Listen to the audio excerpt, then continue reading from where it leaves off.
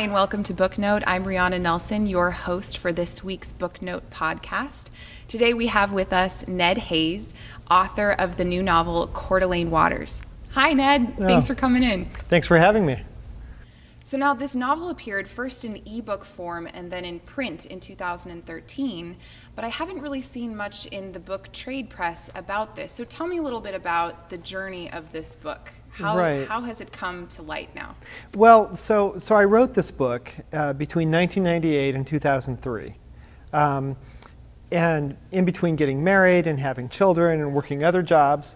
And the book was represented by an agent, acquired by a publishing house, and then it was orphaned. So it never appeared from this publishing house. And I was able to reacquire the rights and just bring it out myself this year. You know, it's the world of indie publishing, and I decided to do it. But this book has gone through the entire vetting process with an agent, with editors at this large publishing house, and then another editor who I hired myself this year, because it's been a few years and I decided to rewrite it. I've grown as a writer, so I'm bringing out the final version of Coeur d'Alene Waters for the larger reading public and doing it myself. So if that's the backstory, what's the main story? How did this keep you focused for over 10 years? And tell me a little bit about the journey of Coeur d'Alene Waters. Coeur d'Alene Waters is the story of a man who feels that his life is worthless. And he's in a pretty dark place. And then having my main character delve into his family's own secrets. And it turns out his father has some very dark secrets that bury the truth of the Sunshine Mine disaster, which was a real disaster that happened in 1972. And no one has ever solved it.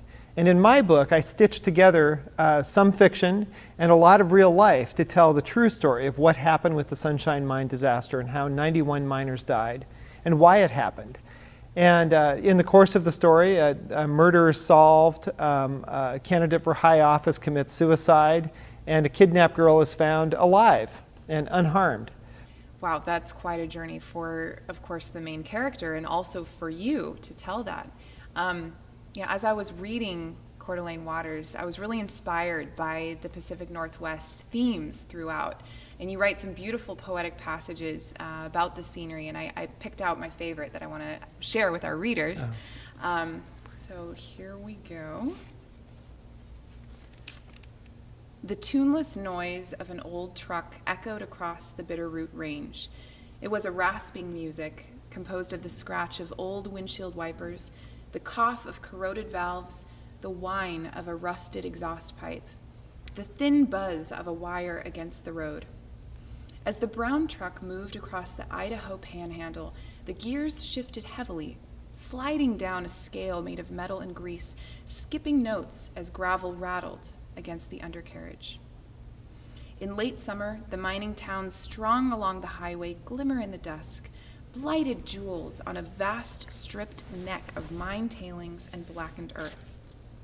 The lights that blink on top of the mine's slag conveyors become flickering motes in a dense and dusty haze.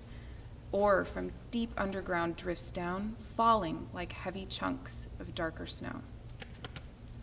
I love that passage. It paints such an interesting contrast to Silver Valley in the height of its beauty, and brings in a lot of this sort of dark nature that I see through stark contrast. Well, I learned about it when I took a summer job there in Wallace during college. And I took a journal with me and I took lots of notes about the region. And I was amazed that you'd see a moonscape created by a mine right next to virgin forest and a beautiful climbing mountain. And my experience of being there that summer was that there were stories all around me. I met fascinating characters, people who had lived there for decades, who had seen the mines come and go, and people who were brand new, who wanted to create a new life for themselves. And that contrast in motivations, I just found stories all around me. So I kept that journal, and years later I began to write this story. That is fascinating. I think for the readers, that stark contrast will be an engaging aspect of your book, as well as this horrific, gory scene that happens in the very first chapter, which came as quite a shock. Tell me a little bit about where that violence comes from. I think that violence is part and parcel of the American West. If you look at other writers of the West, like Elmore Leonard, Cormac McCarthy. The violence is part of the landscape. I mean, it's such a savage terrain, really. It's beautiful, but it's savage in its beauty. And the best stories, I think, include the reality of the American West. I mean, there are massacres every footstep that you walk in the West. It almost goes back to biblical times. You know, brother kills brother in Eden.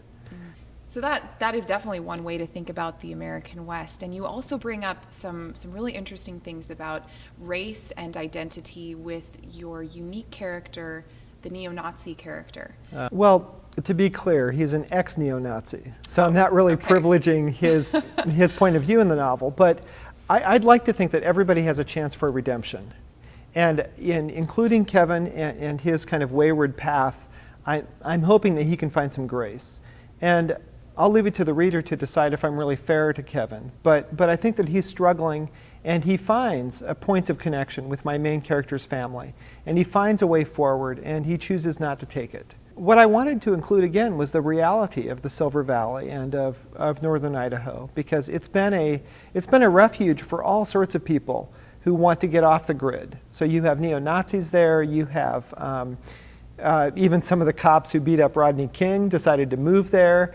It's an interesting place. Escape. Yeah, a true escape. But then you have people moving in with millions of dollars to spend to build resorts and, you know, exclusive communities.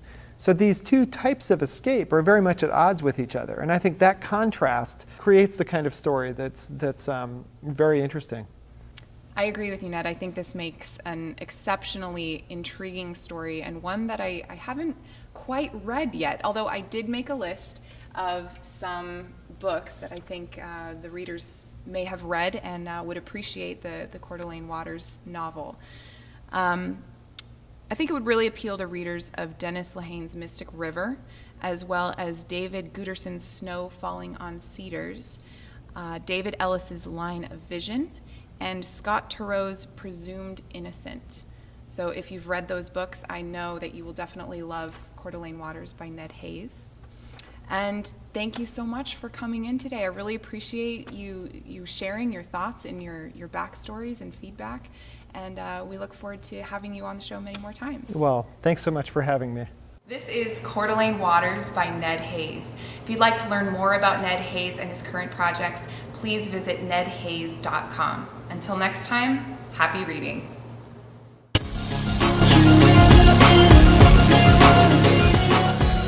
Just kidding.